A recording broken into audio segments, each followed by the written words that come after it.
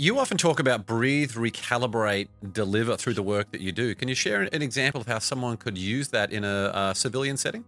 Yeah, you know what? And that came from me breaking down what we go through when we're in. I questioned a very good mate of mine, one of my best mates, Foxy, who's and also a former SBS operator.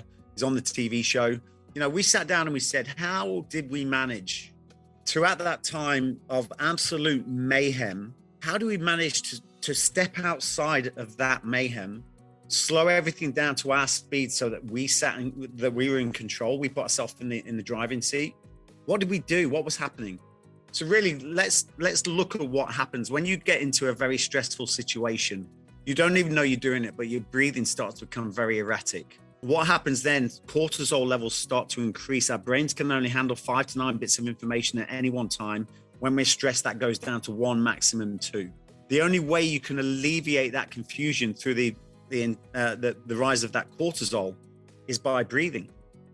And really about in that situation, because any kind of situation, when it starts going fast, and that's not just in the special forces environment, when things start to go wrong, that could be a road, a traffic incident, or even an argument. It ramps up very quickly. Now you can't allow yourself to get pulled along at that speed, because the situation will grab you around the neck and it will rag you around like a little doll.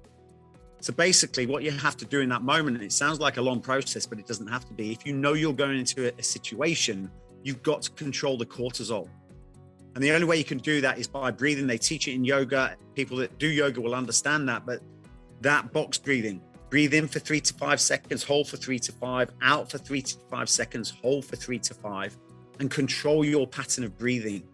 That lowers cortisol. And at that moment, that's what we call recalibration. Recalibration is really about letting go of all the things that don't matter in that moment and focusing on the 1 to 2 things that do. And once you're in that emotional state, you then deliver the action. Because if you don't control your faculties, you will move.